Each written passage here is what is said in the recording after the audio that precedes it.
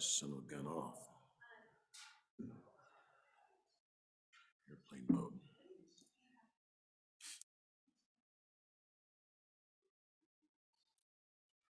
Ready? Please. Roll call, day 7, January 18th, 2023. Anderson? Here. Baldwin? Here. Barlow? Reitman? Here. Boner? Here. Bouchard? Here. Brennan? Here. Case? Present. Cooper? Here. Dockstetter? Excused. Ellis? Present. French? Here. Murphy? Here. Garou? Here. Hicks? Here. Hutchings? Here. Ide? Here. Jones? Here. Kinski? Here. Cole? Here. Landon? Here. Larson? Here. McEwen? Here. Nethercott? Pappas? Here. Rothfuss? Here. Salazar? Here. Schuler? Here. Scott? Here. Steinmetz? Here. President Driscoll? Excused. 29 present, 2 excused. Prayer today is by Richard Gilbert, United Methodist Pastor Emeritus. I like that, emeritus. May the citizens of Wyoming know that their senators are present and doing business on a stormy day in Wyoming. Let us pray. Holy God, persistent and persuasive, be pleased to hear us as we pray today. Our life seems to flow between criticisms and compliments. There are those who criticize and those who commend. By your eternal wisdom and presence, help us to steer a steady course. May we not become weary in well-doing due to complaints, nor may we become proudly self-righteous in positive comments. We do not want a defeated soul or an inflated head. By your graceful presence, keep us on an even keel, and with the Apostle Paul, choose to do what is true, honorable, just, pure, pleasing, and if whatever we do is worthy of your praise, let us continue doing it with heart, mind, soul, and strength. Be the presence of your Holy Spirit, let us never lose hope or lose the vitality to see and do the good. Keep us from sinking into defeatism, self-pity, and from strutting ourselves in prideful arrogance. Between the criticisms and the complaints, by your present wisdom and strength, help us to be confident, caring, capable, so as to complete the work before us. On this stormy day, we ask your presence with those who must travel and all those whose work require them to be outside. And here in this place, may the formation of our thoughts, the words of our mouths, the work of our hands be pleasing in your sight and to the benefit of our constituents, our families, and our very own well-being. In the name of Jesus we pray, who paved the way. Amen. Amen. Senator Nethercott, would you lead us in the Pledge of Allegiance? I pledge allegiance to the flag of the United States of America and to the republic for which it stands, one nation under God, indivisible, with liberty and justice for all.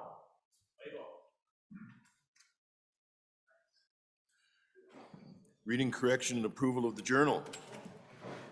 Mr. Vice President, your Journal Committee reports that the Journal of January 17, 2023 has been read and recommends it to be approved. Senator Larson, Chairman. Are there any objections? Hearing none, the report is adopted. New business. Help me welcome the Doctor of the Day, John Winter.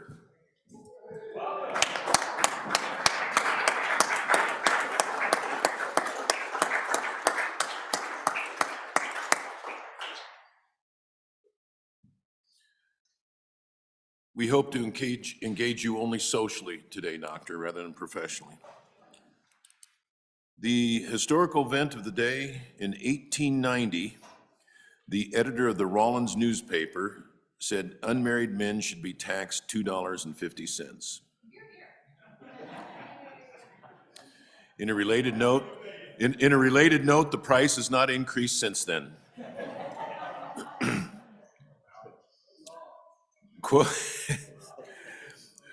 Quote of the day: after mutual respect and understanding are achieved, it is possible to establish real, sincere relationships, which is the foundation of a solid, long-term collaboration. Ron Guerin, astronaut, since we have a resolution on astronauts rolling around. We do have some guests here today. We're joined by the Boys and Girls Club. Jay Butler is the president of the Boys and Girls Club of Douglas and the area council president for Wyoming Boys and Girls Club. Jan Cundy is the national area council representative for the Wyoming and Montana Boys and Girls Clubs of America. And Isabel Norris is a candidate for the Wyoming Youth of the Year Award and is from the Du Bois branch of the Boys and Girls Clubs of Central Wyoming. Fellow senators, please help me welcome these very special guests to the Senate.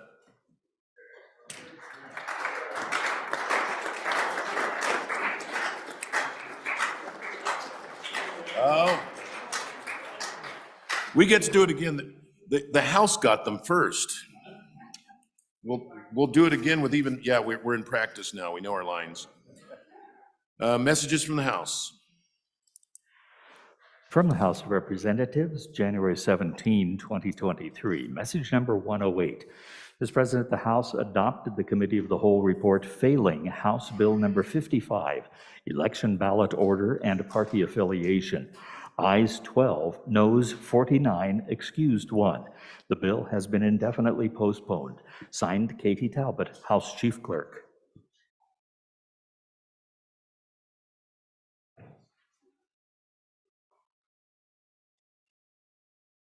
Does that conclude the reports? Okay, privilege of the floor, Senator Barlow.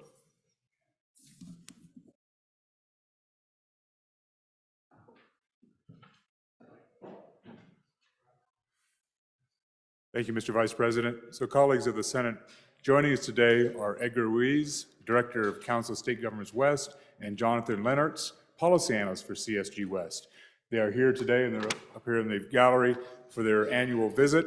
Some of you have participated in CSG West, nonpartisan nonprofit organization that serves Western legislators, including us and our staff. Many of us have participated in their committees and their conventions, and they're also offered through the Western Legislative Academy, which I'd encourage new members to consider. Lastly, they're a resource, and they're holding their WLA alumni lunch tomorrow in room W108. So please join me in welcoming those folks that help us do our jobs better, help the Wyoming legislature, our CSG West representatives, Edgar and Jonathan. Thank you, Mr. President.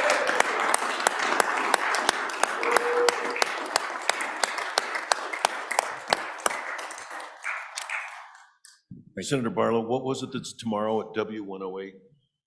Thank you, Mr. Vice President. Lunch is tomorrow from 11 to 1, W108. Okay. Thank you, sir. All right, thank you. Reports from standing committees. January 17, 2023, Mr. President, Committee number 3, Revenue, to whom is referred Senate File 103, Sales Tax Exemption, State Legislators. Respectfully report same back to the Senate with the recommendation that it do pass amended.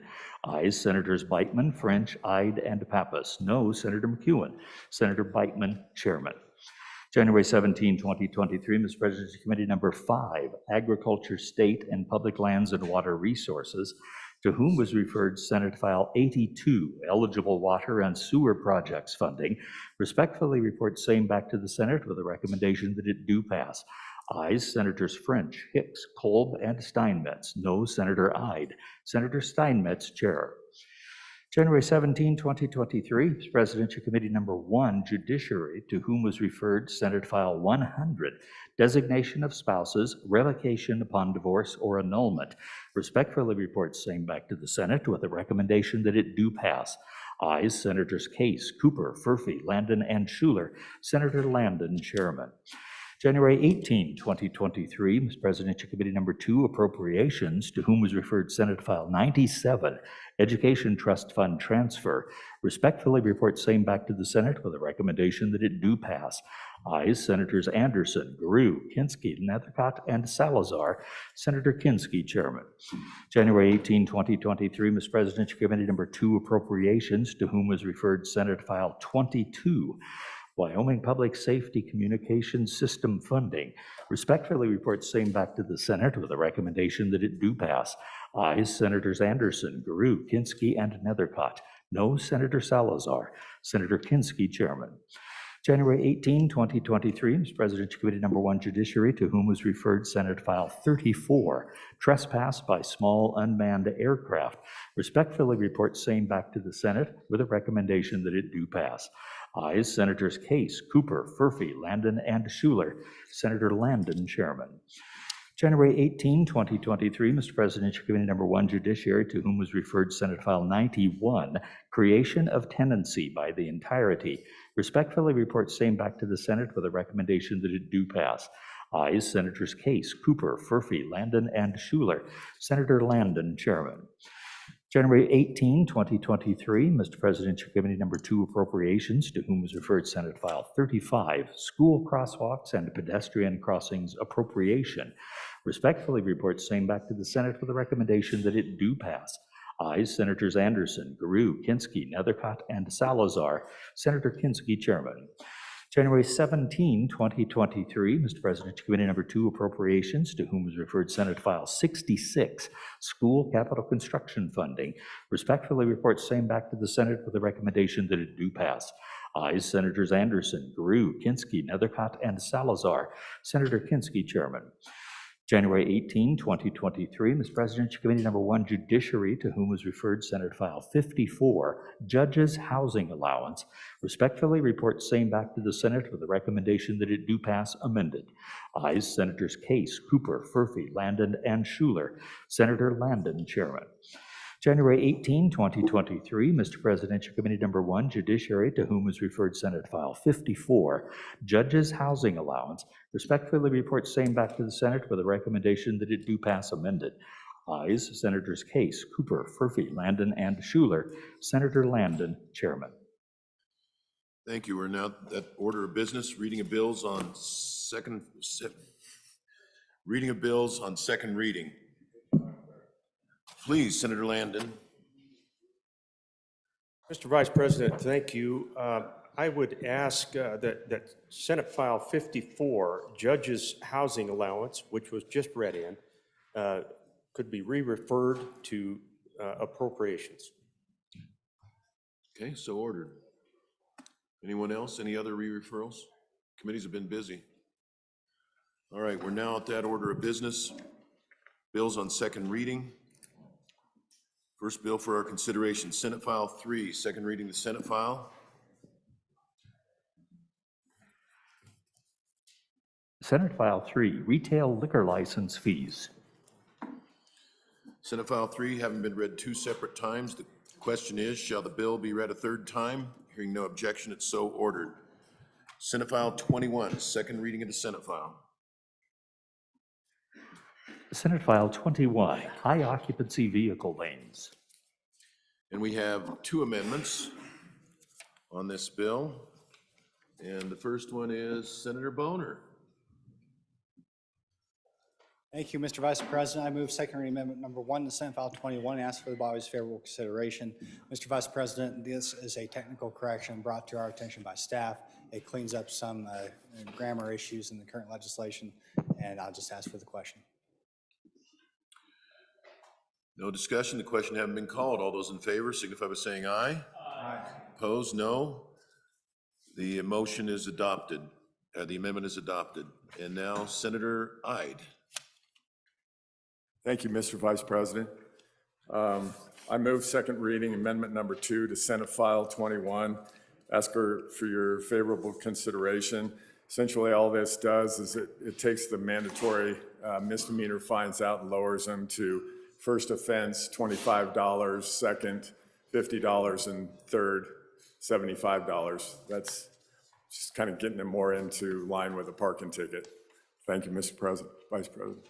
Discussion? Senator Boner.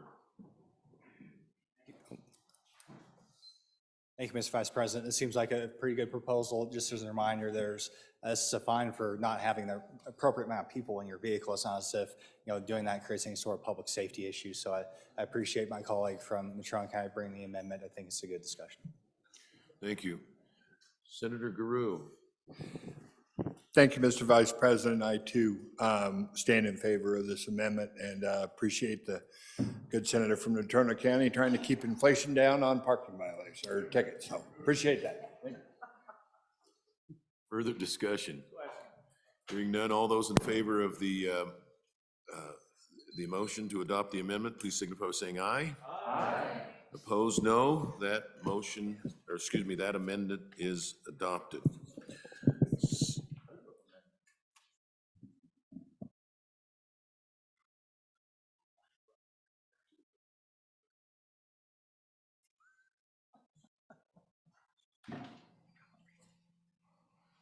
All right, 5 demerits for me. Will the clerk please read the amendment? Senate File 21, second reading amendment number 1, page 4, line 5, delete. Senator Boner. What? We have to repeat it. Wasn't read in. Okay. Oh, sorry. I move second reading amendment number 1 to Senate File 21 and ask for the body's favorable consideration.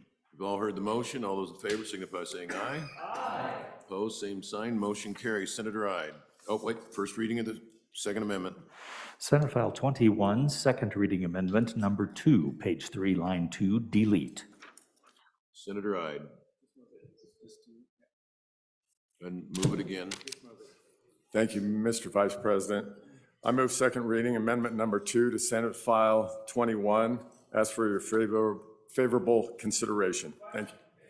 All those in favor signify by saying aye. Aye. Opposed, no. Same sign. That amendment is adopted, and that will not be my last mistake, I assure you.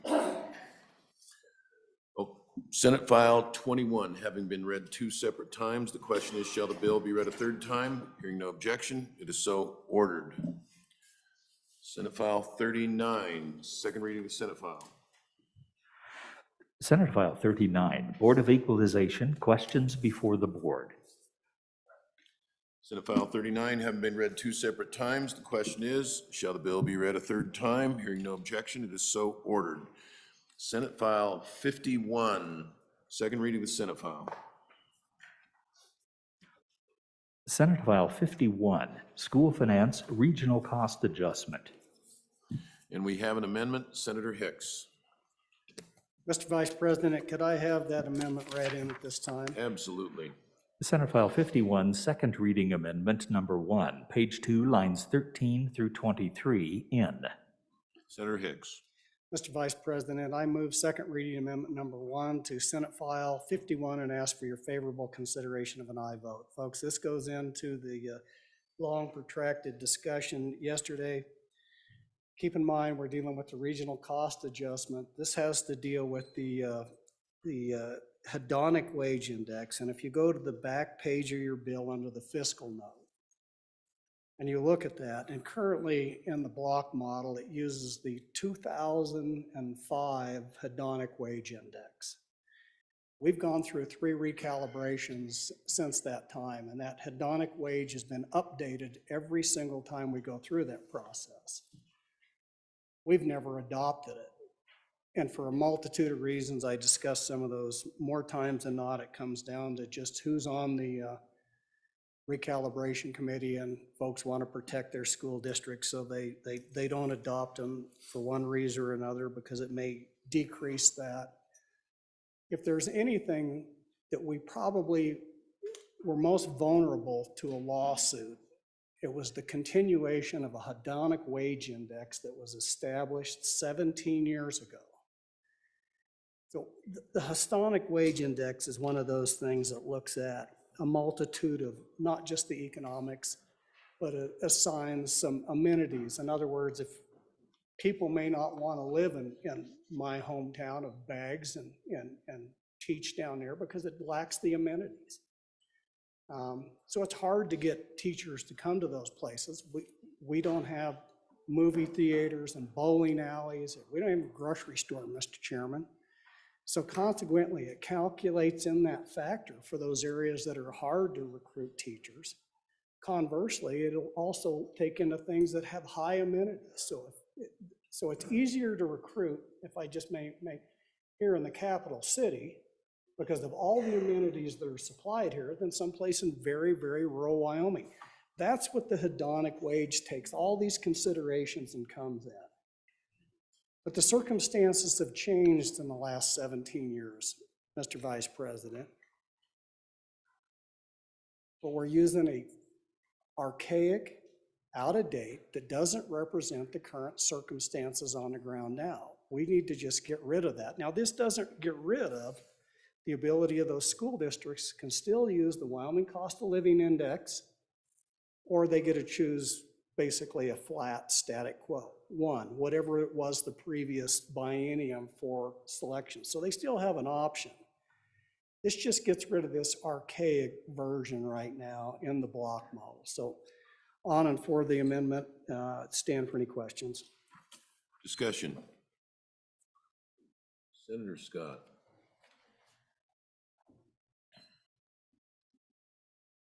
Mr. Vice President, I'm trying to figure out how much of an impact this amendment would have. And frankly, it's one of the options currently. And how many school districts take this option? Is it something that almost nobody is taking because it is so far out of date? Or I gather from the introductory discussion that there are enough so that people are trying to protect this particular version of it because it helps their particular school district, so it must not be totally out of date.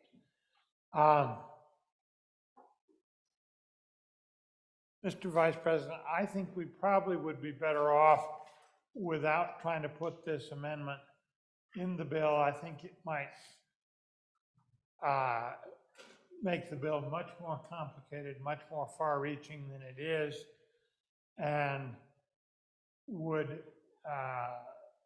jeopardize the purpose of the bill, which comes to you to try to fix a particular problem we have in a couple of the districts in the Yellowstone Park area where the cost of living really has gotten out of hand, so they aren't getting teachers, and put a temporary Band-Aid on that until the next recalibration.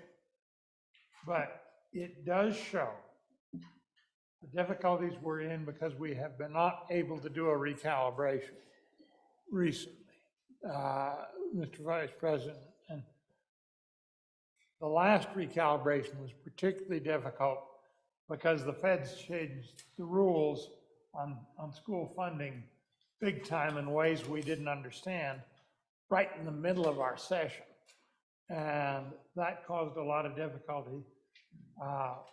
Plus the House dug in its heels on we don't want any reductions of any kind, and just would not compromise in committee. At least that was my judgment as to where we were on that. So we do need desperately to do the next scheduled recalibration.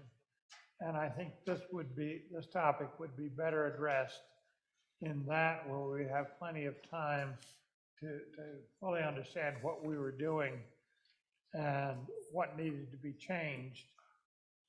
We do have here a very complicated school finance system, and doing it on a second reading amendment where I don't think we quite know what we're doing, I have my reservations about that. So, Mr. Vice President, I would like to know how many districts are affected, what the monetary implications would be.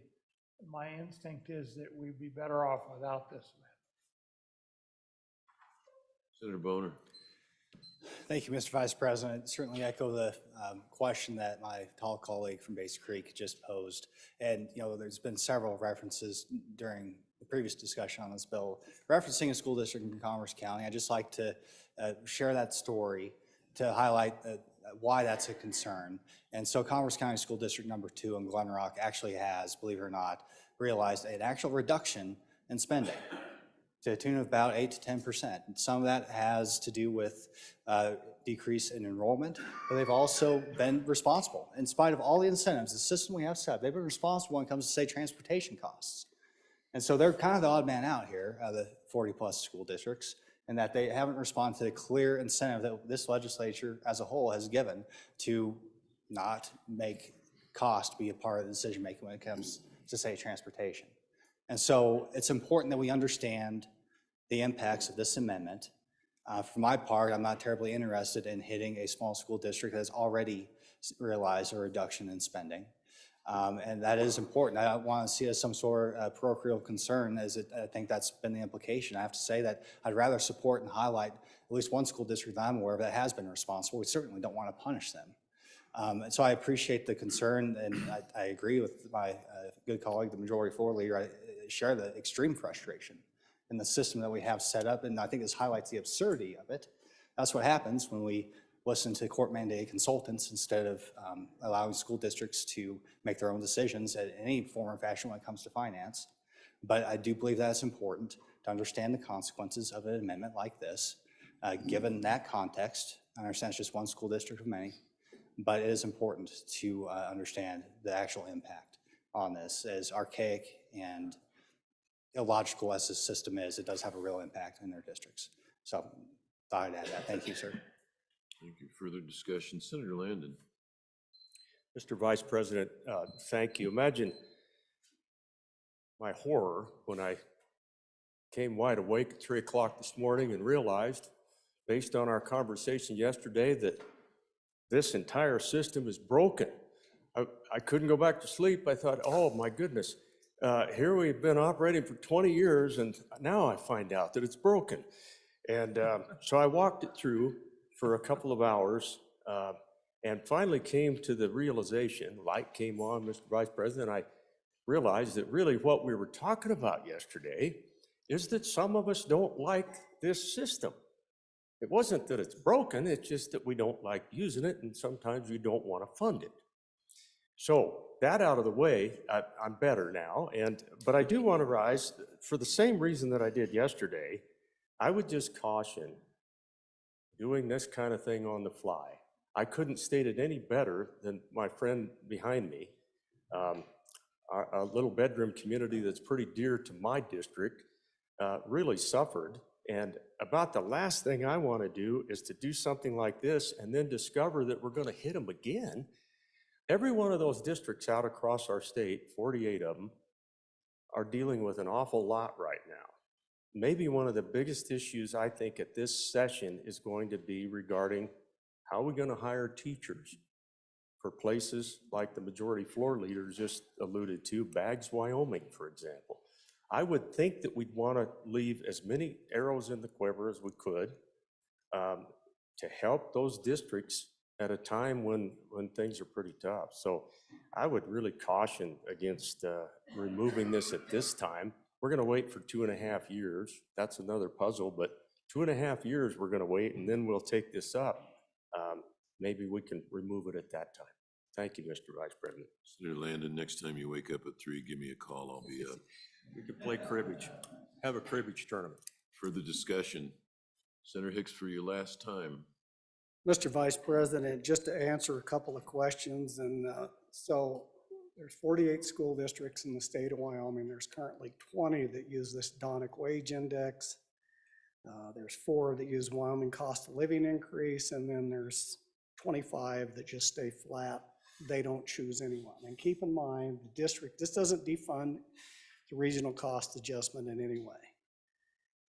Those school districts still would get to choose between either the Wyoming cost of living index, which is probably a better indicator of what the real costs are in your community because they can adjust those at the county level, and they also can choose the status quo. So it doesn't take that choice away from the ability to go out there and look at that.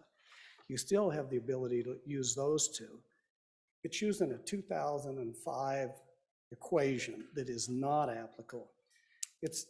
Think back to 2005. What did it look like in Sublette County at the time? Or this thing called the Jonah Field that had exploded over there, and many of these things. The circumstance, we had no boom in the Niobrara and Converse County, southern Campbell County. But we're using a model that weighted something heavily towards a district that doesn't exist anymore. That's what the hedonic wage index will do. Wyoming Cost of Living Index is updated on an annual basis.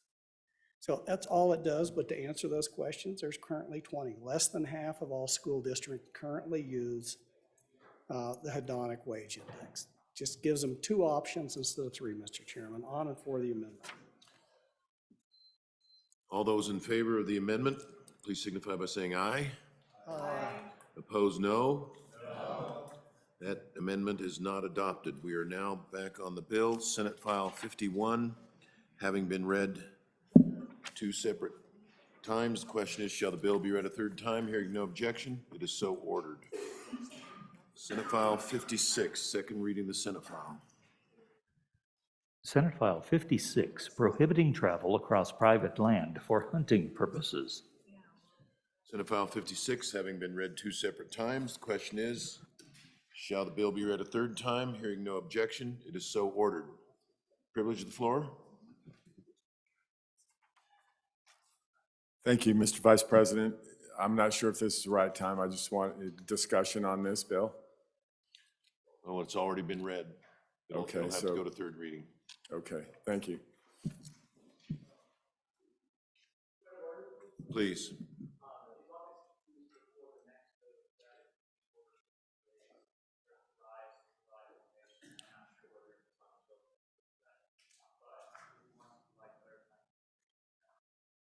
I'm not sure. What's the rule?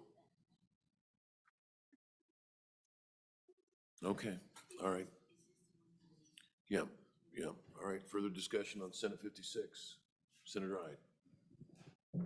Thank you, Mr. Vice President. Brought this up in 1st reading. There again, I'm as much of a champion of private property rights as anybody. I've got a constituent, though, that I'm trying to get some answers for, and maybe somebody in the body can provide those. The main question is, does this bill differ from the criminal trespass statute in that it deletes the requirement for notification that you're trespassing, relieving the landowner from notifying the individual that they are trespassing? Just keep it short, that's the question, and if somebody can answer that, that would be great. Thank you, Mr. Vice President. Thank you, Mr. Vice President. So currently, there's an important distinction between the criminal code in Title VI and the Game and Fish Code. So if it's a criminal trespass matter, that requirement to post a sign is currently in that statute. That does not currently exist for the Game and Fish statute, Title 23. And you have to talk to a lawyer, get a lawyer up here to probably explain the difference why. If it's a criminal code, it's my understanding there has to be some sort of intent on the part of the trespasser. And that's why it's important that they know that they're trespassing. The way they would get at that is by having those notification requirements. It's not the same thing with Game and Fish. The idea being that you're out there doing something that's voluntary, recreational.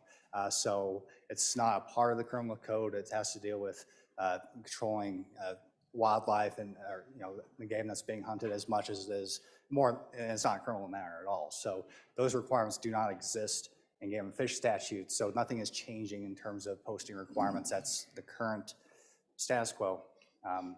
The trespass signs are required for criminal trespass, are not required for trespass under Game and Fish law. And nothing changes with the bill. Thank you, Mr. Chairman. Just to further elaborate on that. And so I think that's why you see the language on page 2, lines 1 through 2. The Game and Fish is really limited to how they can enforce this particular part of trespass. The person who's trespassing has to be seeking wildlife, like taking wildlife, collecting antelope or horns without the permission of the owner. The criminal trespass statute is much more broad. that really is intended to cover someone who's not engaged in this activity, but that's why that language is there. It's a limitation on Game and Fish's authority.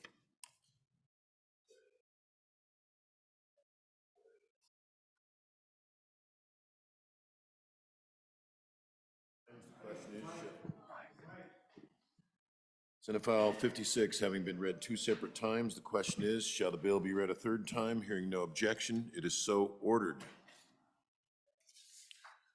Now we're going to do this right. This morning, we are joined by a few special guests of the Boys and Girls Club.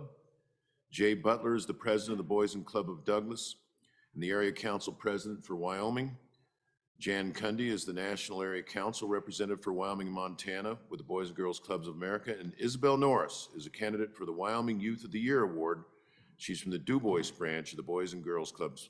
Please, fellow senators, please help me give these guests a warm Senate welcome.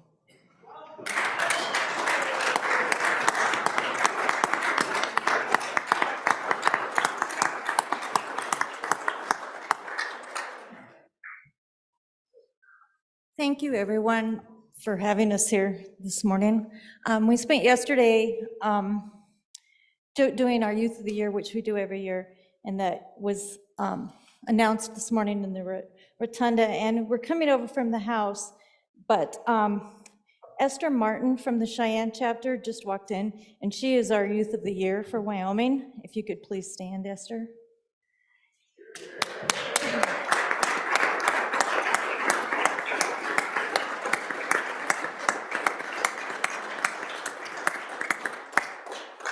Esther is an amazing young woman who will go on to represent Wyoming in the Southwest region for regionals and then on to nationals when she wins the Southwest. In Wyoming, there are over 19,000 children that are latchkey kids. They go home with nowhere to go, no place.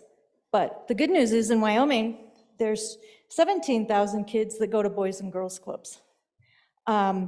We go to all of these clubs every day where the children make a difference, and you hear the stories. I am the National Area Council Representative for Wyoming and Montana on a national level, one of 22 other members nationwide. Jay Butler is in the balcony as who's our Area Council President out of the Douglas chapter, and all 6 of our CEOs and several board members across the clubs. There are 23 clubs, sites, 6 organizations. We serve over 250,000 meals a year and 195,000 snacks to the kids.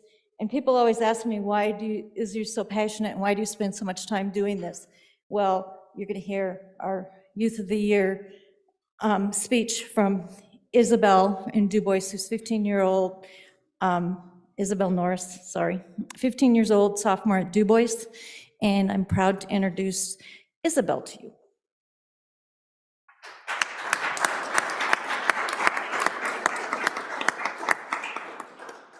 Thank you. A horse gallops with his lungs, perseveres with his heart, and wins with his character. I am always looking towards my future, but I'm so grateful for my past. It is what built me, and I wouldn't be who I am today without it. I faced many challenges in my 15 years. Before I was born, my mother suffered permanent brain damage from a nearly fatal car accident. My father's drug addiction tore our family apart, causing my parents to divorce before I was 2. When I was 7, my mother was diagnosed with multiple sclerosis, and she was unable to get out of bed most days. Because of this, I've been the caregiver for my family. Most recently, she suffered a stroke, and she now faces a life-threatening surgery to repair the damage it has caused. This is a terrifying thought, especially because I just lost my father right before Christmas due to carbon monoxide poisoning. Whenever I need support, I turn to the club. Whether it's a shoulder to cry on or a listening ear, caring club mentors are there to help me in any way they can. While some might turn to drugs and alcohol to cope with life challenges like these, the club has kept me focused on strengthening my character, including leadership and independence for the past 9 years. At home, I'm the caregiver, but at the club, I receive the love and the support I need. The club helps me strive for what I want in life, and it challenges me to set goals for my future. I developed courage at the club through activities I never would have tried if club directors Lauren and Madison hadn't encouraged and believed in me. I would have never strived to be the first girl to the top of the Rockwall and Lander or jumped at the chance to ride at the front of the raft while rushing down the Snake River. Lauren and Madison guide me on taking the reins on the trail towards my future. I wouldn't be the person I am today without the leadership the club has given me. In addition to the club and my family, my horses lend me the wings I sometimes lack. These gentle creatures help me clear my mind so I can refocus my responsibilities, like maintaining straight A's in school. I'm also a student athlete on the varsity basketball, volleyball, and track teams, all while working for my family's outfitting business. It's amazing what you can learn from horses, and they've made such a difference in my life. My passion is working with animals, and I plan to become a veterinarian. My goal is to get my bachelor's at the University of Wyoming and then my doctorate in veterinary medicine. Through my personal experiences, the courage I've gained by being a club member, and my hard work, I know that I can achieve each and every one of my goals. Like Tasia said, I, like a horse, gallop with my lungs, persevere with my heart, and win with my character. Thank you.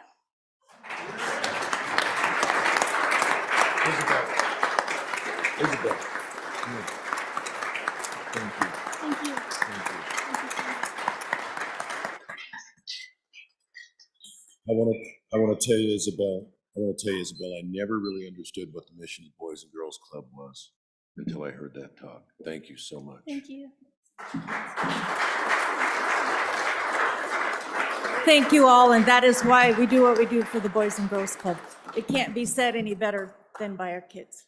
Yeah, we want to give you a little memento of your time here. We hope you will remember the Senate fondly, as you undoubtedly have a very successful life. We look forward to seeing you. Thank you very much. Thank you so much.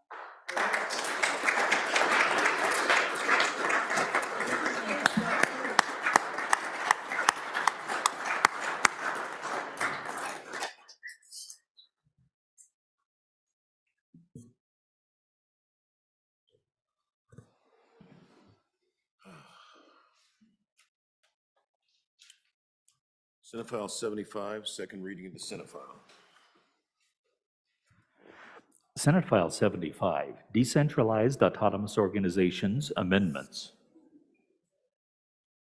Senate File 75, having been read two separate times, the question is, shall the bill be read a third time? Hearing no objection, it is so ordered. Senate File 83, second reading of the Senate File. Senate File 83, K-12 School Facility Leasing. Senate File 83, having been read two separate times, the question is, shall the bill be read a third time? Hearing no objection, it is so ordered. Senate File 84. Senate File 84, Education Model Student Attendance Policies. Senate File 84, having been read two separate times, the question is, shall the bill be read a third time? Hearing no objection, it is so ordered. Senate File 88. Senate File 88, Hunting Licenses Weighted Bonus Point System. Senate File 88 have been read two separate times. The question is, shall the bill be read a third time? Hearing no objection, it is so ordered. Senate File 99. Senate File 99, Witnessing of Wills Remote Methods. Senate File 99 have been read two separate times. The question is, shall the bill be read a third time? Hearing no objection, it is so ordered. Next order of business is bills on third reading and final passage. Senator Steinmetz. Thank you, Mr. Vice President. I would like to request that Senate File 82, eligible water and sewer projects funding, be re-referred to Committee Number 2, Appropriations. So ordered. Any further announcements? Okay, before we go into third reading, Mr. Majority Floor Leader, do you have a consent list?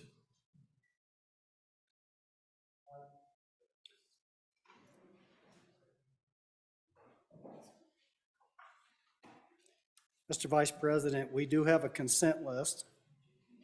I move third reading consent list as follows. Senate File 10, Licensed Professional Counselor Compact. Senate File 14, Wyoming National Guard Professional Malpractice Liability. Senate File 15, Military Leave for State Employees. Senate File 18, Benefits for Spouses of Law Enforcement Officers. Senate File 25, District and Prosecuting Attorneys Bar License Requirement. Senate File 26, Psychology, Interjurisdictional Compact. Senate File 31, Adjacent Land Resource Data Trespass Repeal. Senate File 32, Prohibiting Drones Over Penal Institutions. Senate File 36, Investment Funds Committee, Selection Panel Amendments. Senate File 37, Podiatry Medical Services, Medicaid. Senate File 55, Chancery Court Vacancies, Extensions Amendment. Senate File 69, Electronic Records Retention. Senate File 71, State Loan and Bond Program, and Senate File 95, Moon Landing Day. Would anyone like any of the bills removed from the consent list? Senator Bateman. Thank you, Mr. Vice President. Senate File 10, please. Senate File 10. Would anyone like any other bills removed from the consent list? Anyone? All right. Having been read 3 separate times, the question is, shall these bills pass the Senate? Senate File 10, Licensed Professional Counselor Compact. That one was re-referred? No. Removed from the consent. That was pulled, excuse me. You'd think I had a script or something. Senate File 14, Wyoming National Guard Professional Malpractice Liability. Senate File 15, Military Leave for State Employees. Senate File 18, Benefits for Spouses of Law Enforcement Members. Senate File 25, District and Prosecuting Attorneys Bar License Requirement. Senate File 26, Psychology Interjurisdictional Compact. Senate File 31, Adjacent Land Resource Data Trespass Repeal. Senate File 32, Prohibiting Drones Over Penal Institutions. Senate File 36, Investment Funds Committee Selection Panel Amendments. Senate File 37, Podiatry Medical Services Medicaid. Senate File 55, Chancery Court Vacancies Extension Amendment. Senate File 69, Electronic Records Retention. Senate File 71, State Loan and Bond Programs, and Senate File 95, Moon Landing Day. Clerk will please call the roll.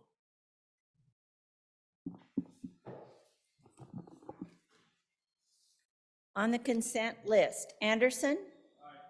Baldwin. Aye. Barlow. Aye. Beitman. Aye. Boner. Aye. Bouchard. Aye. Brennan. Aye. Case. Aye. Cooper. Aye. Dockstetter. Aye. Ellis. Aye. French. Aye. Furphy. Aye.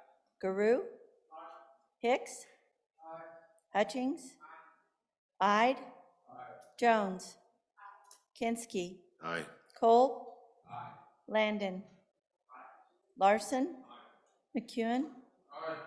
Nethercott. Pappas. Aye. Rothfuss. Aye. Salazar. Aye. Schuler. Aye. Scott. Aye. Steinmetz. Aye. President Driscoll excused. On the consent list, 30 aye. 1 excused. Senate File 14, are there any changes? Bouchard, aye to no. Case, aye to no. Closing vote. Closing. Vote closed. Senate File 14, 28 aye, 2 no, 1 excused. Senate File 15, are there any changes? Closing vote. Closing. Vote closed. Senate File 15, 30 aye, 1 excused. Senate File 18, are there any changes? Case, aye to no.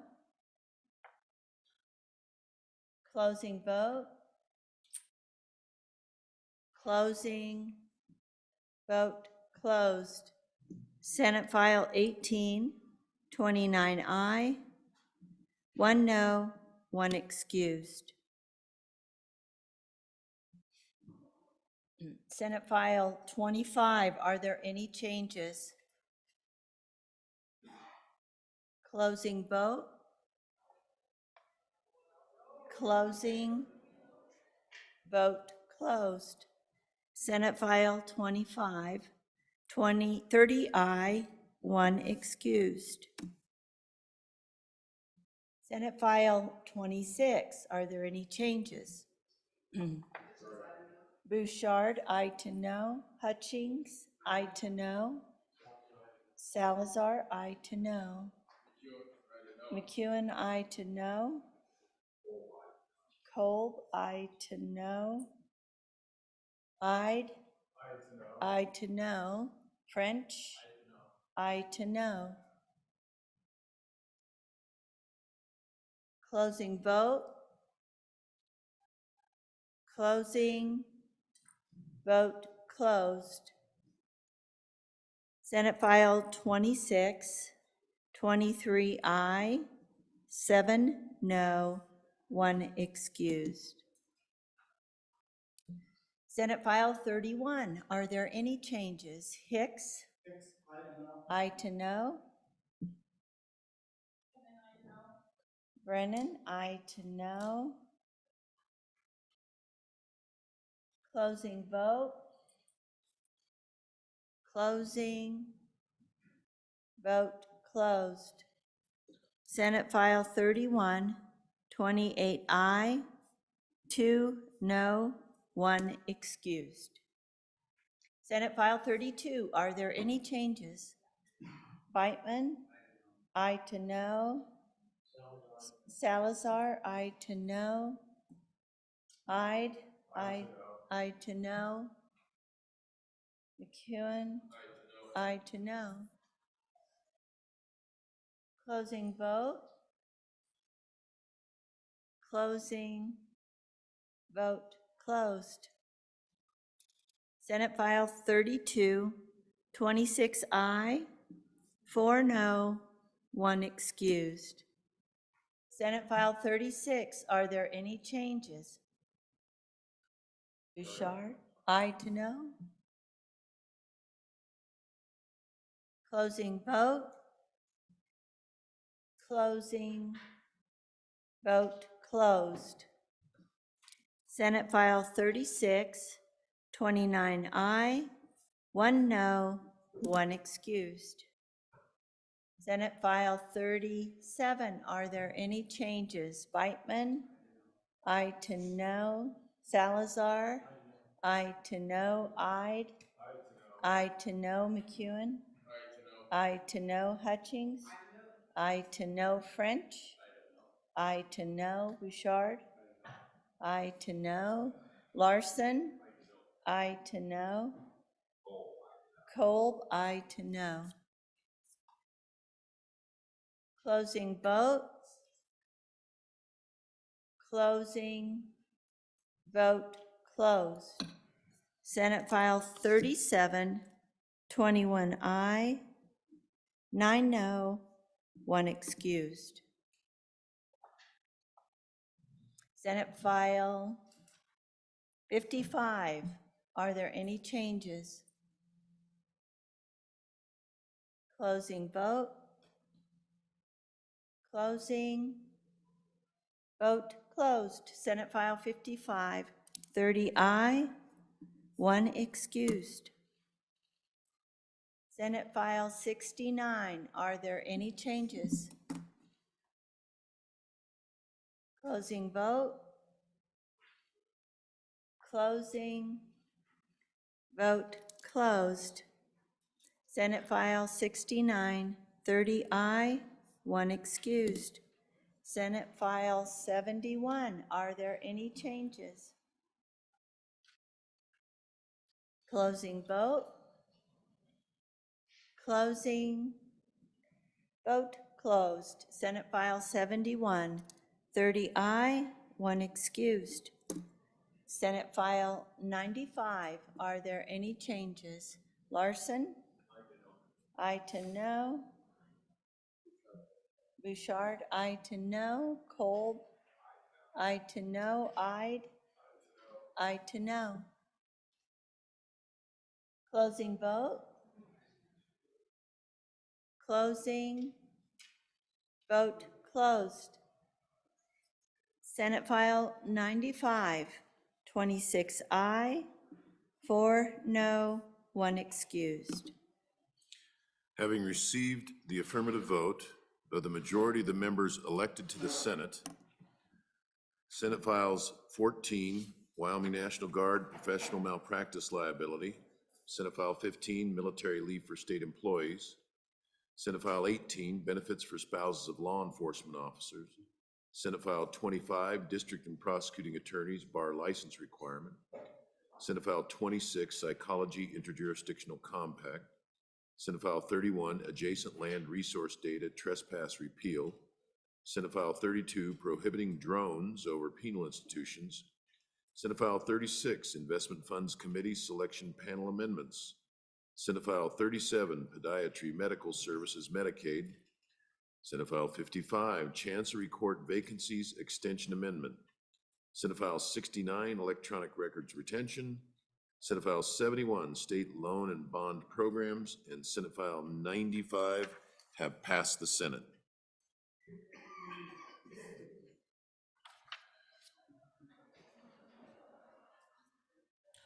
Mr. Majority Floor Leader, do we have a, sorry, I'm sorry, Senate File 10. Yeah, okay. Senate File 10, third reading of the Senate File. Senate File 10, Licensed Professional Counselor Compact, sponsored by the Labor Committee, an act relating to professions and occupations. Senator Biden. Thank you, Mr. Vice President. My apologies, I missed Senate File 26. My goal was to pull them both off so we can have that, a little bit more discussion about the pros and cons of joining an interstate compact.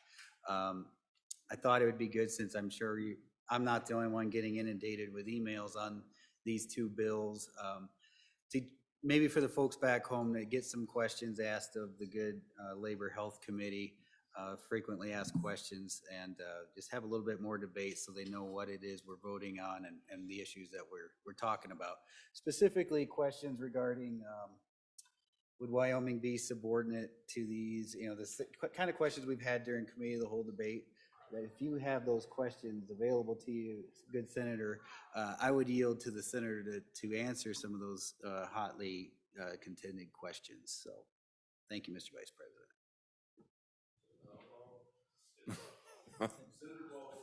Whoever I am. Thank you, Mr. Vice President.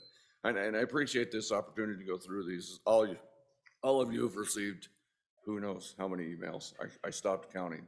But as I did some investigation into those emails and similar emails on different topics that we received, it appears that the motivation or the genesis of most of those kind of emails is a group that puts those together out of Washington, D.C. actually. But that aside, I wanted to go through the questions that are raised in each one of those real quickly. Essentially, 10 and 26 are the same questions, the same things. And I apologize if I look away momentarily because I need better glasses. But the first issue is Wyoming is going to be subordinate to those practices and patients to a compact with open-ended future. The fact is that this has nothing, it doesn't change the way that those patients are treated anywhere in Wyoming. They are still subject to the licensure that's now in place in Wyoming. That licensure doesn't change. Those standards that those counselors in this case are subjective to don't change. They're exactly the same. They have to have the same schooling. They have to pass the same test. The compact does not affect that whatsoever. Okay, so that's number one. It doesn't affect the care that those patients receive. What it does is allow those counselors to then be licensed in multiple states. And with the other thing that's as important is it allows counselors from other states to then license in Wyoming in multiple other states. They can now be licensed in Wyoming through reciprocity. But if they want to be licensed in multiple states, that would incur, and I think in the committee, one person told us she pays $1,900 a year to state license, and I can't even tell you how many states she was in, but it was multiple. In some states it's 200, some states it's 300. This compact would do away with that requirement. Every state that subscribes to this, in the case of the Psych Pact, 35 have signed on, 6 are currently reviewing legislation. So we're getting close to that, all 50 states. Regardless, it just simplifies licensing for those folks in all those states. So that's number one. It doesn't affect the patients. It doesn't affect the way that that counselor or that psychologist practices within the state of Wyoming. That licensure remains the same. They practice following the exact same rules, the exact same standards. They have to have the exact same education and pass the same tests as they do right now. So that doesn't change. So that was number one point. The second one, without reading it in its entirety, it talks about future rules. Any future rules that are made within the commission of that compact involve the administration of the compact only. They don't involve what happens in Wyoming statute. They don't happen what involves Wyoming licensure of counselors. They're just within the compact. And within the compact, if they decide that the majority votes that they want to change what it requires to get licensure within that compact, and Wyoming counselors decided, hey, we don't like it anymore, we want to get out of the compact, they would come to us, they would come to whoever and say, we want out of this compact. It would be a simple procedure. We'd bring it back to probably Labor and Health and say, we want to repeal this compact. Explain it here on the floor just like we're doing now. We'd repeal that entrance into the compact, we'd be done, we'd be out. And it's that simple. The next thing that comes up is both compacts require Wyoming to participate in a data system of indeterminate cost. All costs within the compact are borne by the licensor. And I know I got an email last night saying, well, the cost of licensure is going to go up. Every counselor doesn't have to participate in this compact. It's only for those that want to do it. If Counselor X wants to practice in Wyoming only, or maybe Wyoming in the state south of us, they'll get licenses in those. They won't sign up for the compact. Their licensure doesn't change how much they pay. The only thing that would change is if they want to be in all these multiple states, they'll pay that extra cost, whatever that cost is determined to be. The board will decide that, and then that's their cost. And that money that they pay then goes into the administration of the compact. Doesn't come out of our general fund. It doesn't come out of a special requirement in our budget. It comes out of that licensure only for those that want to participate. So it's an opt-in. It's not an opt-out. It's an opt-in program. If they want to participate, they can. If they don't, but there's no cost to the state of Wyoming. It doesn't come out of any of our general funds or any of those things. And reading along, adverse actions against a practitioner in other states will complicate Wyoming's judicial system. If it's somebody operating on a Wyoming license, doesn't change. It's exactly the same as it is right now. If there's a bad actor in the group and somebody does something wrong, Wyoming license will take care of that. If it's something that happens in another state, they break the rules in another state's licensure, that state takes care of it. Okay, if that's clear.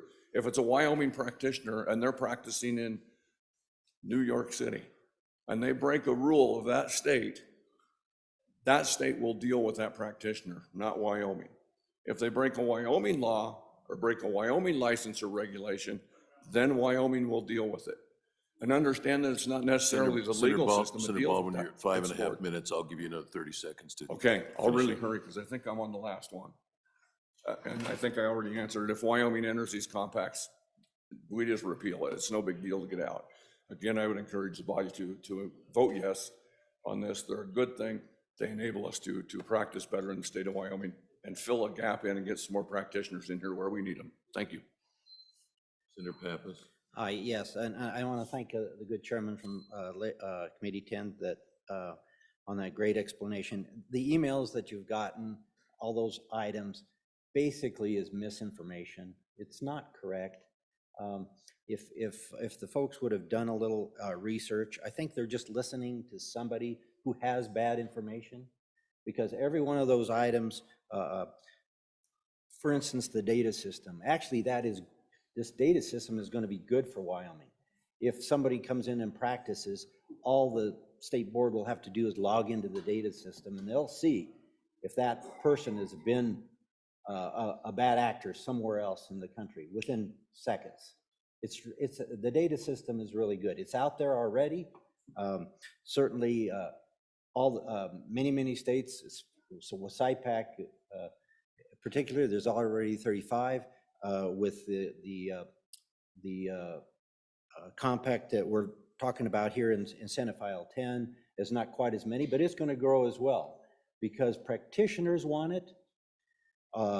The state boards have found that they're neutral on it, but they've found that it's been easier operating and administrating licenses through the compacts. And what it does especially is provide patient access, especially in rural states where practitioners are not out in every community. And there's provisions for telecounseling in here too. And so it's really good for our practitioners, especially, our citizens in our state to be able to access these mental health professionals. And Lord knows we need that. And as far as compacts, this is not the last time you're going to see them. Occupational compacts are here to stay. That's the way states have figured out to do business without getting the federal government involved. And it's a win-win for the professions and for the folks licensing and regulating the professions. I did speak with the Council of State Governments. I was an advisory board member on the National Center of Interstate Compacts, and they actually will provide us training if we want. I approached LSO about this. They'll do it for free. Could be online Zoom, because it's really difficult for us to get our minds around these things. And a lot of new folks don't understand that we're not usurping the rights of our state, okay? We're not giving other states the ability to change any of our practice laws. And I think that's something that probably a lot of people can't get their hands around. So I would encourage passage of this. You're going to see it coming down from other professions as well. I think the next one is going to be dentistry. So stay tuned. Senator Dockstader and then Senator Schuler. Thank you. Thank you, Mr. Vice President. Spent some time on healthcare facilities, and we've ventured into the world of mental health care, put up some facilities in Lander and Evanston. And I recall several conversations where we just heard that we weren't meeting the needs of mental health assistance in this state. So I saw these two compacts as an opportunity to step out and open up a broader approach to taking care of our mental health issue, and especially in this past year or two, we've got this ugly designation of #1 in a certain category. And I thought, how do we reach out and take care of these situations well in advance? We're going to need some more help. So that's why I was with actually both of these bills. Thank you, Mr. Vice President. Senator Schuler. Thank you, Mr. Vice President. I also speak in favor of this bill, and in my neck of the woods, we do have shortages. And I know part of that is because we have the state hospital there, and many of the folks that come back into our community aren't getting the kind of help that they need in a timely fashion.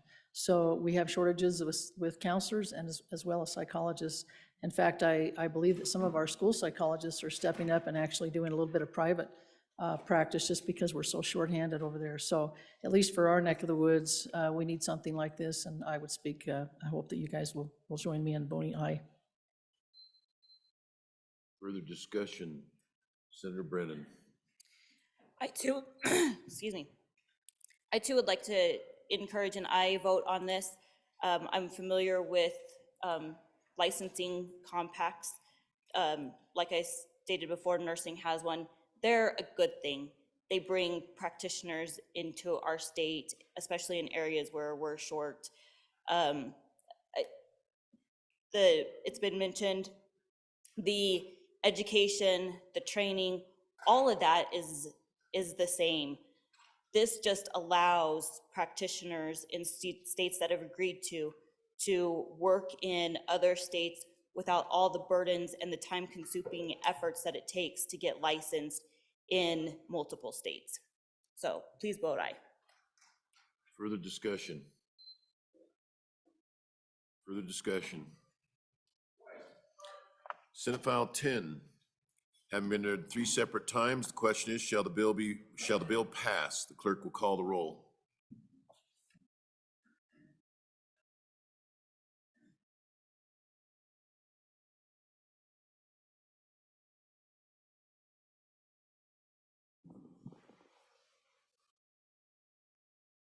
Third reading roll call vote, Senate File 10. Anderson? Aye. Baldwin? Aye. Barlow? Aye. Beitman? Aye. Boner? Aye. Bouchard? No. Brennan? Aye. Case? Aye. Cooper? Aye. Dockstader? Aye. Ellis? Aye. French? No. Murphy? Aye. Guru? Aye. Hicks? Aye. Hutchings? No. Ide? No. Jones? Aye. Kinski? Aye. Aye. Kolb? No. Landon? Aye. Larson? Aye. McEwen? No. Nethercott? Aye. Pappas? Aye. Rothfuss? Aye. Salazar? No. Schuler? Aye. Scott? Aye. Steinmetz? Aye. President Driscoll excused. Closing vote. Closing. Vote closed. Senate File 10, 23 aye, 7 no, 1 excused. Senate File 10, Licensed Professional Counselor Compact, having received the affirmative vote of the majority of the members elected to the Senate, Senate File 10 has passed the Senate. Mr. Majority Floor Leader.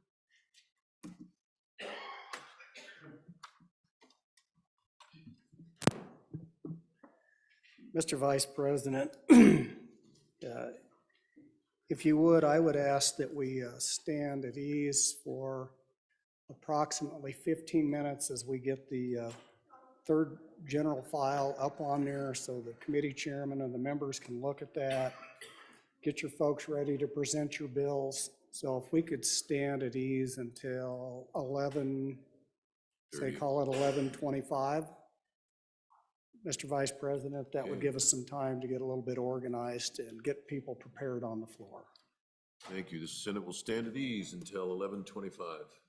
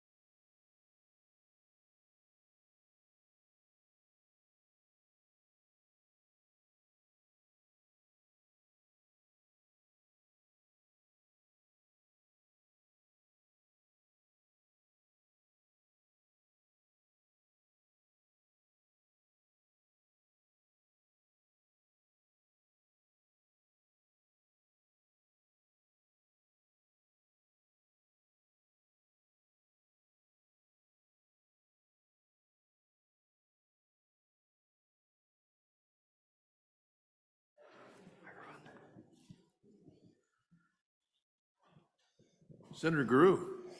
Privilege of the floor, Mr. Vice President. Please, Senator.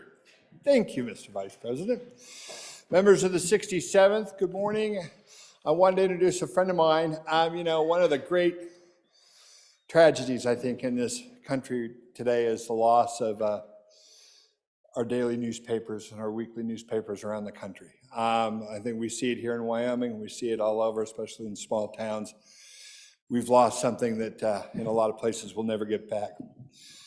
In my town, in Jackson, we're very fortunate. We do have a very strong weekly paper, and in our region, of the state, as I look back to the senator from Lincoln County, he too in the business, we have a very vibrant and strong system in the fourth estate. Today, a friend of mine's in town, and I wanted to introduce him to you. His name's Adam Meyer, and today he just became the publisher of the Jackson Hole News and Guide. So please give him a Senate welcome, Adam Meyer. Welcome.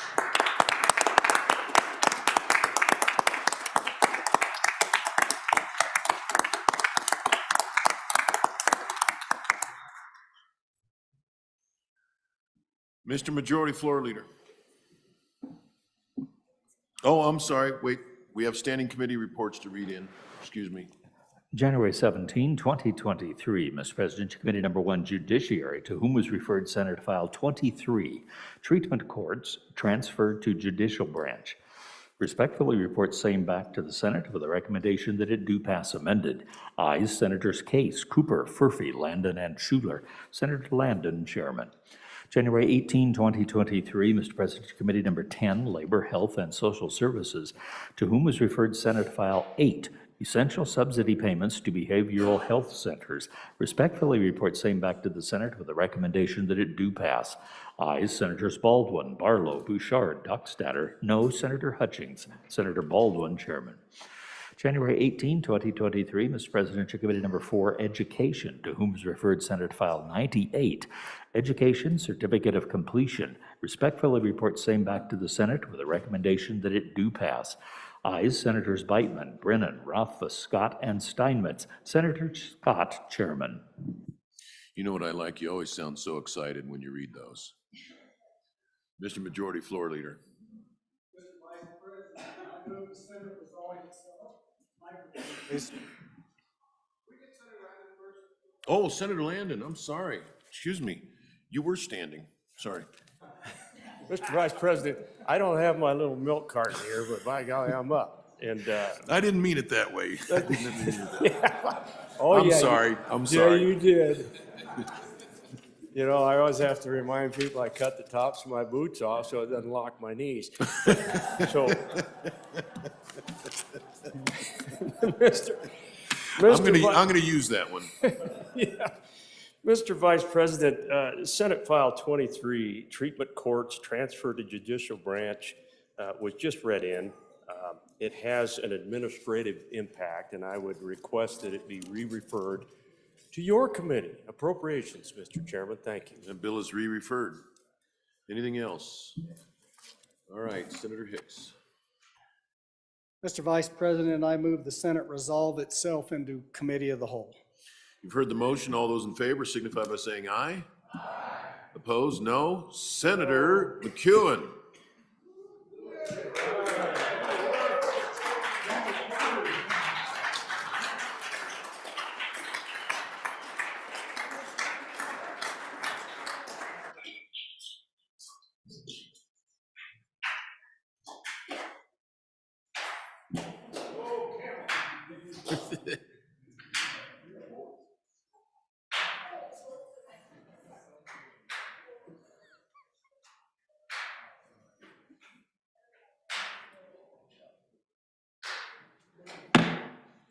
Committee of the Whole will please come to order. The first bill for our consideration is Senate File 35. The reading clerk will read the Senate file in, please.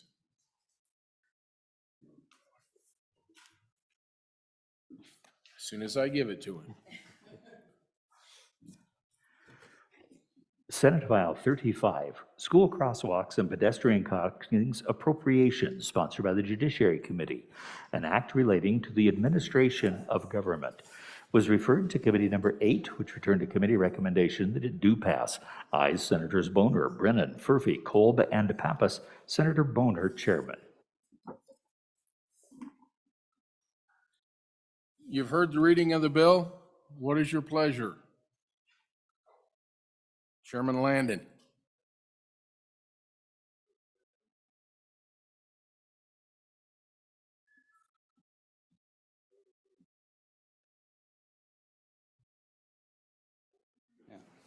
Senator Boner. Thank you, Mr. Chairman. I move that when the Committee of the Whole rise to report, do so with a favorable recommendation, Senate File 35. And explain this good little bill, will refer to the senator from Albany County.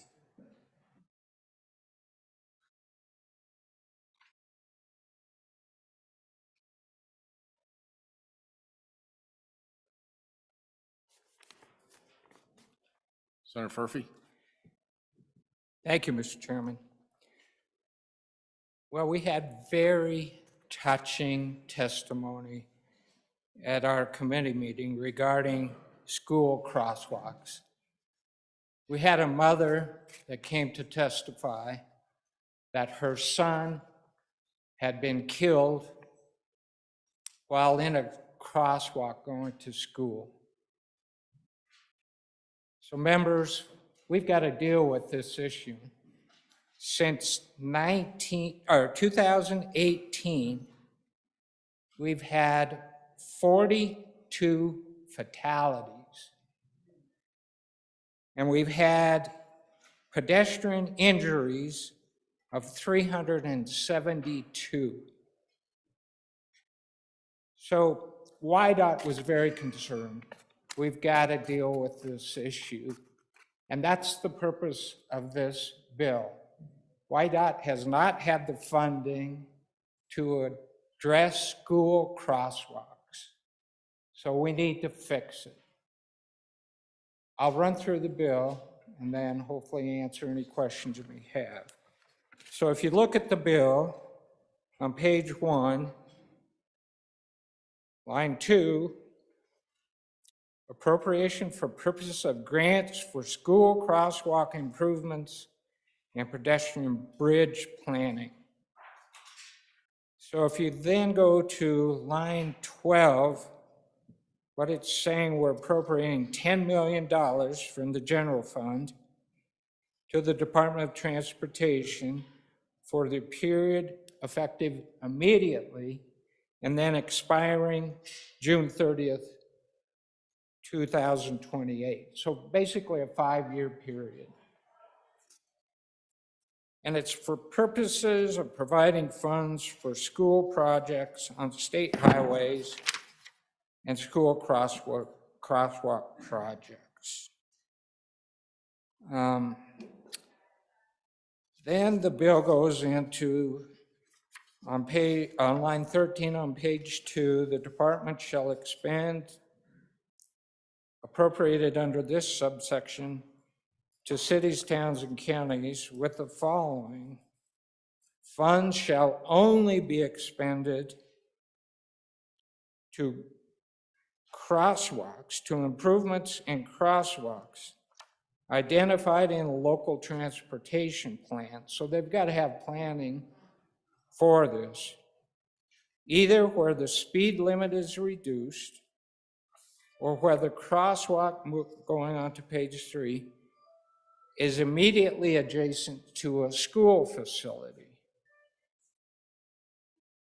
Improvements to crosswalk shall include, and it's limited to these things, I'm not going to read them all, but basically, A, planning, design, construction, installation of pedestrian overpasses. Then B, underpasses. C, improvements to existing school crosswalks, including improved signage, signals, lighting, etc.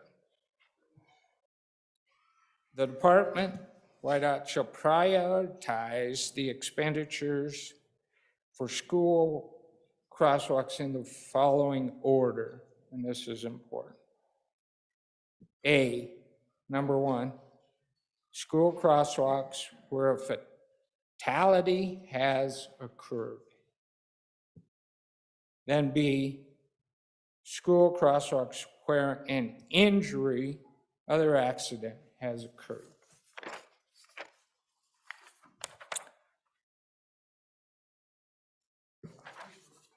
Page 4, then any other school crosswalk where the department determines that there's need for improvement.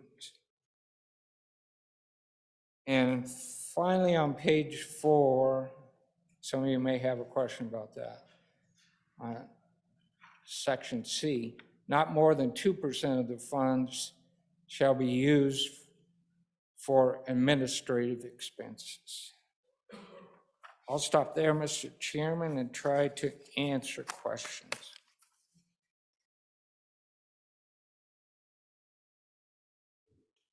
Senator French. Yeah, I stand in support of this, and I urge everybody in here to vote for this. Years ago, my son and his friend were in a crosswalk and were hit by a pickup. And just by the grace of God, they weren't killed. They were slammed across the intersection. Just very lucky that they were not killed. So I urge your aye vote for this.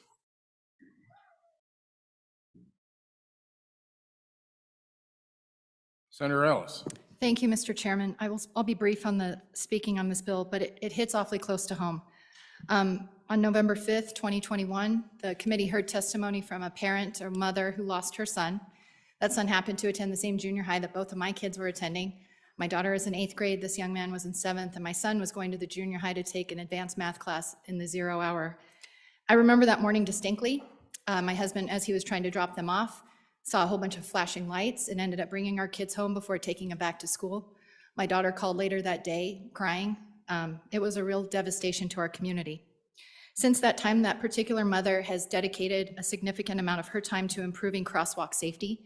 She has set up a nonprofit that, for the whole purpose of providing an audit in Laramie County to understand how we can best address these kind of situations to improve safety so that kids can make it to school safely. This mother, in addition, deserves our recognition. She volunteers almost every morning at my kids' school to make sure that those kids are able to cross where her son was hit. And in testimony, I think she said that she's adopted these kids as her own. So, Mr. Chairman, I recall that morning and how awful it was for my family, and it's a small fraction of what that poor mother went through.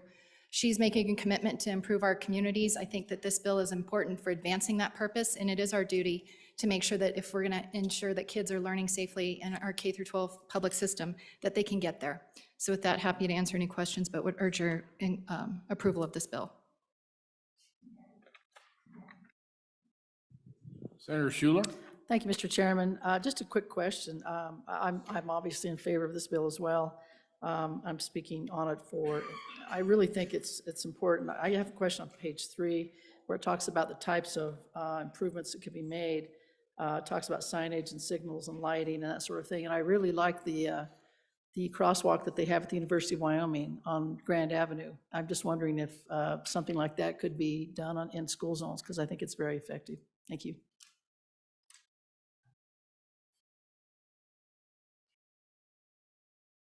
Senator Steinmetz. Thank you, Mr. Chairman. And I don't disagree that this isn't a worthy cause. I just have a few questions about logistically how this will work.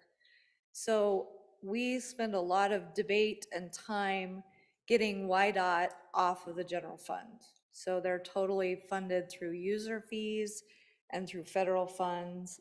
And so I'd like a little further discussion why there are no other funds available federally to address this, specifically going through YDOT. Secondly, the other question I would have is, have we identified the particular crosswalks we're talking about? Because YDOT doesn't have jurisdiction over the county roads or the municipal roadways within, and a lot of my area, the roadways where the schools are, they are not our state highways. They're town streets, they're inside of a city, and our bigger ones, the schools are away from the highways that would be a YDOT highway. So how does that work with the jurisdiction and YDOT? Would we be better expending funds, for our local governments which is the best way to address this? These are just my questions. Is it better to expend all this specifically designated to YDOT? Or is there a way that YDOT's granting money to our localities through this program? So if you could answer that, and that would probably give you enough to chew on for a while. Thank you, Mr. Chairman.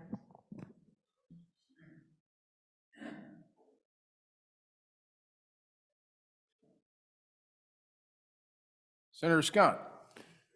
Mr. Chairman, I have a brief question on this. I've noticed in recent years that a lot of the pavement markings around the state have tended to be faded and hard to read, and that includes these school crosswalks.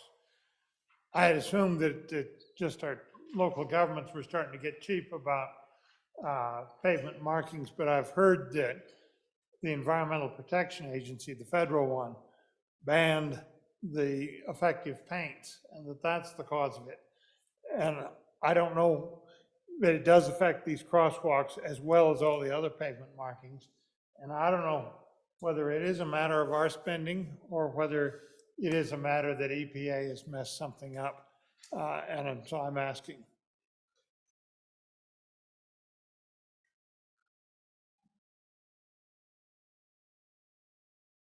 Senator Dockstetter. Thank you. Clarification then, we're funding it, but we're also directing them. I can recall an issue in our small town, busiest intersection. We asked the state agency overseeing the highways to come in and get us some crosswalks marked, and they declined. There's some type of standard as to how many cars go through it, and it always seems busy to me. Maybe some clarification from the sponsors.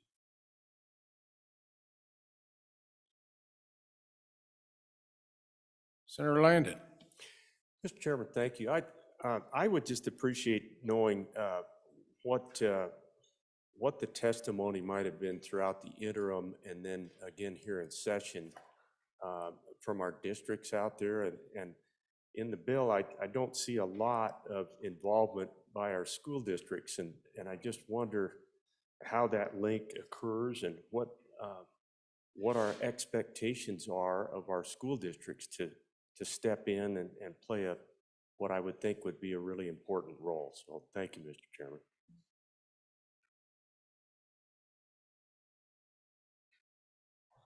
Senator Bono.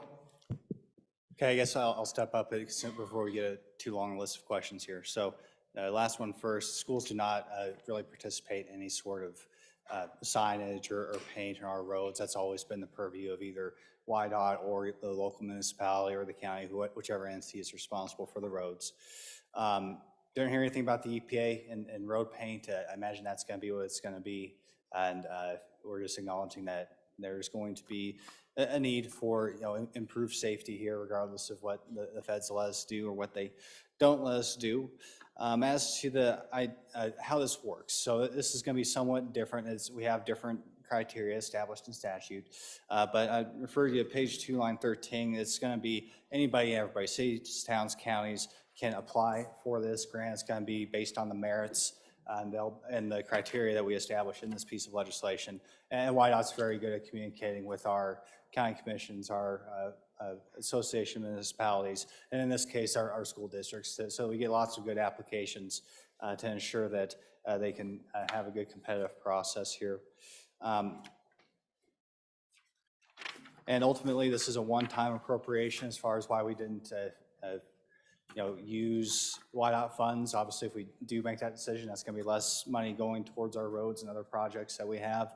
And so that'd probably be a better discussion for member appropriations to try to answer that from our discussion this morning. But once again, this is a one-time appropriation. We felt the general funds were the right answer.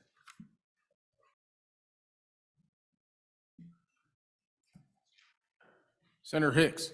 Yeah, Mr. Chairman, I just, having sat on appropriations for 4 years, I'm looking at YDOT's budget. So as you understand, most of those are federal dollars, other than the gasoline tax and the license for your driver's license and your registration.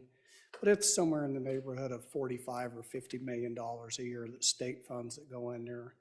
But it's about $1.5 billion of biennium budget. mostly federal funds. So I really have a hard time when some agency comes and says, we have a crisis, which we do. There's no doubt that we need to do the crosswalks. Nobody's debating that.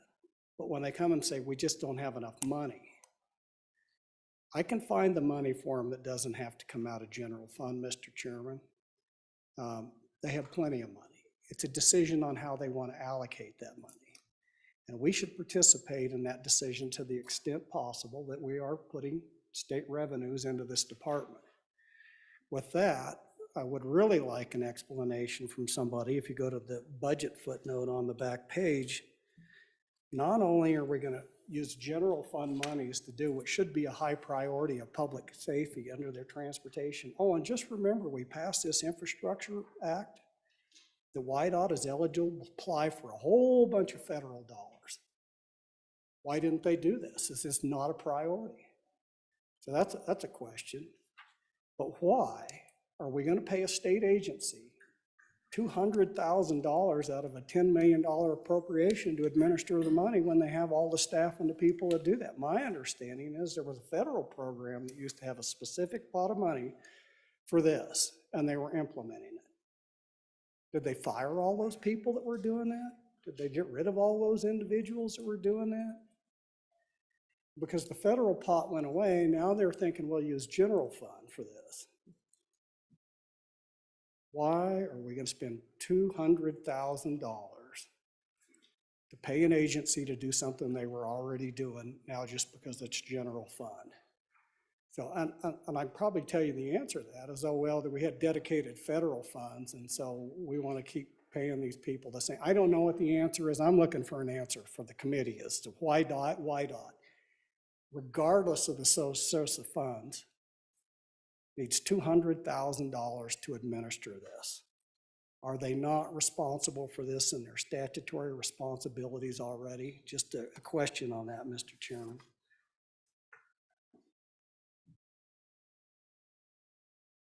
Senator Ride. Thank you, Mr. Chairman. I can sympathize with a lot of the good arguments for this bill, but I do believe that it is a local issue. It should be handled locally. These one-time appropriations, a lot of times, they just keep going on. And, you know, I think that we have to be careful here when we have a surplus of spending money that people rely on in the future. Thank you.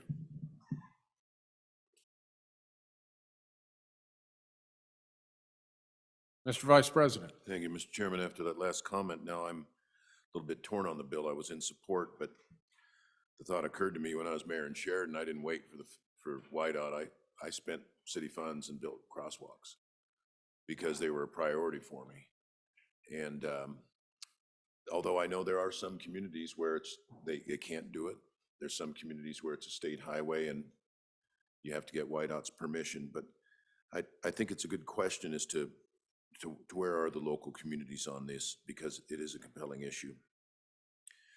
To my senator from Star Valley, that you were told that that crosswalk did not qualify. I think that's a good question for the bringers of the bill to ask the department, because I went through that over and over again. You know, doesn't meet warrant, doesn't meet warrant, doesn't meet the standards for the Uniform Traffic Manual.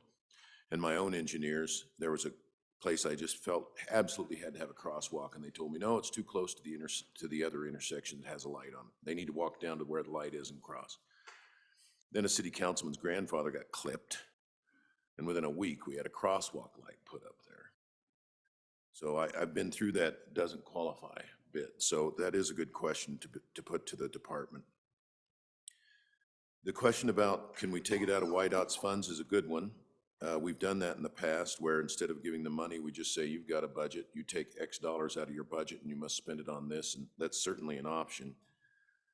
The question about federal funds I asked when we were looking at the appropriation, and the Safe Sidewalks to School program evidently has been zeroed out by the feds, but my colleague here believes there's other safety funds that could be used for it. So that's a good question for the bringers of the bill. And then for my friend from the eastern part of the state. Oh, and then I wonder if this might be eligible for ARPA money. You know, we've got, I think, $38 million of ARPA that hasn't been allocated. So if you want to make inquiries to whether it's eligible for that, that'd be a good source of funding and perhaps more than the money we've got here. And then to my friend from the eastern part of the state, my question was the same as yours. I said, this is off system. That's their word for, it's not a state highway. And they said, we keep track of fatalities and injuries on every single street. Doesn't matter what's on system or in the middle of the smallest village, they keep track of it all. So they actually have a list that they can prioritize by the number of fatalities and number of injuries. So I learned something new that day too. So thank you, Mr. Chairman.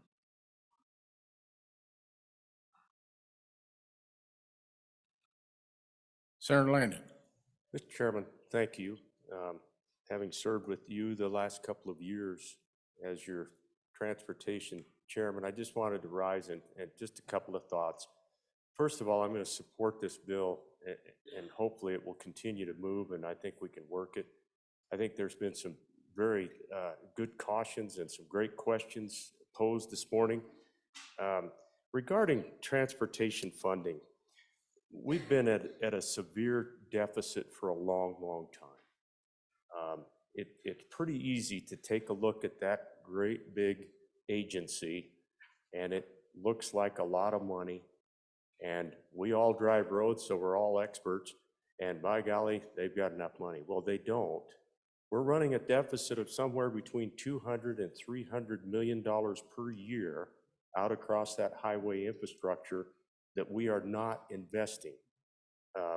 Mr. Chairman, and you know that well, you sat there with me and we learned that.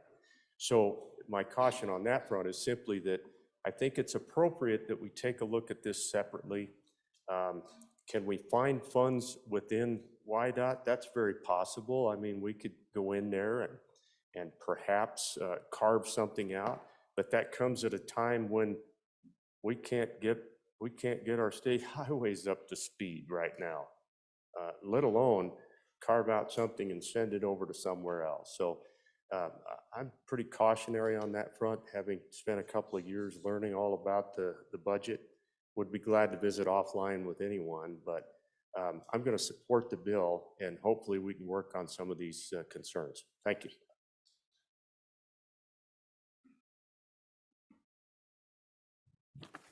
Chairman Boner. Thank you, Mr. Chairman. So I believe what I heard and what I'm going to reach out to the department on is maybe on second reading, if this bill moves forward, is to require some sort of match from any local government that may apply. Maybe ask about that as well as the question about the ARPA. And that'd be my commitment to the body for second reading and maybe get some answers there. I think hopefully that covers it in terms of what we can do right now on second reading or even on third as this bill, as we continue to consider this bill, hopefully. I ask you to move it along today and we'll continue to work these issues. I appreciate the input. It's been pretty good.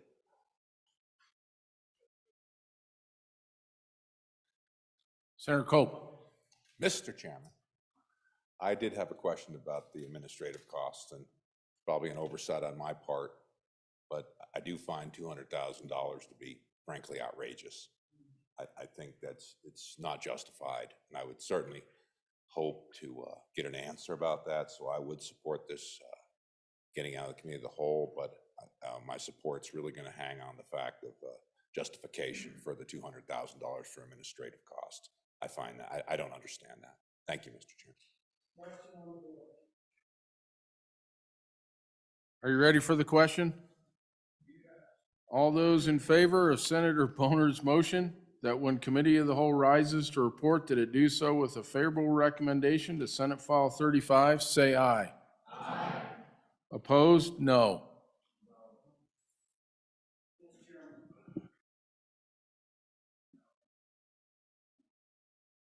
Yes, Mr. Majority Floor Leader. Mr. Chairman, I move the committee of the whole beg leave to rise and sit again. Before we do that, Senate File 35 has passed committee of the whole.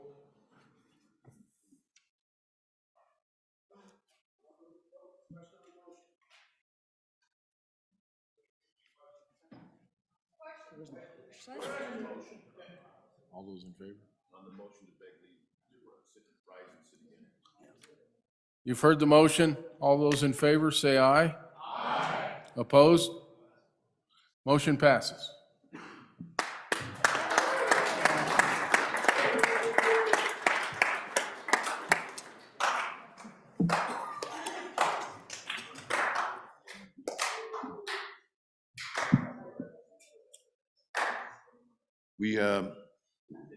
You have reports from standing committees?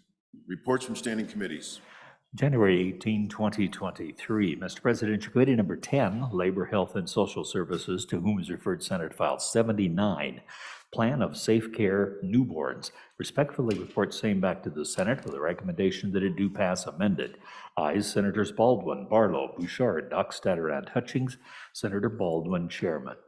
January 17, 2023, Mr. President, Committee number 5, Agriculture, State and Public Lands and Water Resources, to whom is referred Senate File 68, Prescriptive Easement for Water Conveyances.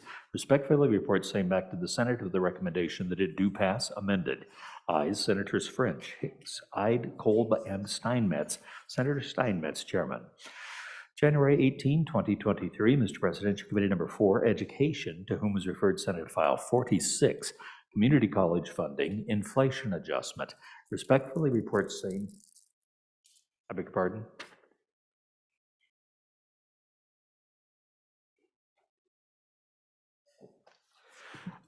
That's all. Thank you.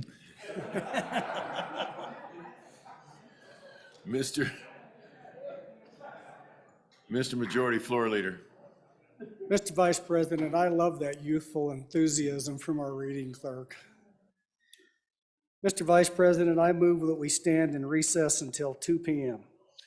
Announcements. Senator Anderson. Mr. Vice President, your Appropriations Committee will meet today at 12:30 p.m. in State Capitol Room 301 and online. We will hear Senate File 85, State Funds Streamlining Transfers and Distributions, Senate File 53, Wyoming National Guard Medical Insurance Premiums, Senate File 118, Fund Balance Calculations, Federal Encumbrances Excluded. And that's all, folks. Senator Boner. Thank you, Mr. Vice President. Your Transportation Committee will meet today upon adjournment in Capitol Session Room W2 and online. Senate File 123, Military Dependent School Choice. Senate File 38, Special License Plate, Organ Donations. Senate File 67, Multi-Purpose Vehicles, Disabled License Plates. Senator Case. Thank you very much, Mr. Vice President. Your Corporations Committee number 7 will meet tomorrow morning. 7's a good number, and we're going to meet at 7 a.m. It's because these liquor bills are driving us to get up earlier and earlier and earlier. Driving you to drink. It's worse than that, Mr. Chairman. Senate File 12, Tavern and Entertainment Liquor License. Senate File 13, Bar and Grill Liquor License Amendments. Senate File 76, Wyoming Digital Act, Asset Registration Act. Senate Joint Resolution 6, Political Expenditures. Senate File 86, Voter Identification Concealed Carry Permit. Senate File 40, Federal Political Action Committee's Report. 7 a.m. tomorrow. Hopefully we'll get done. Senator Thank you, Beitman. Mr. Vice President. Senator Beitman. Wow, Mr. Vice President, I don't know if your good committee number 3 can top that, but we are going to try, and we're going to meet tomorrow, Thursday, January 19th, 30 minutes upon noon recess in Capitol Extension Room W6 to take up the following 4 bills. Senate File 104, Property Tax Mill Levy Adjustment.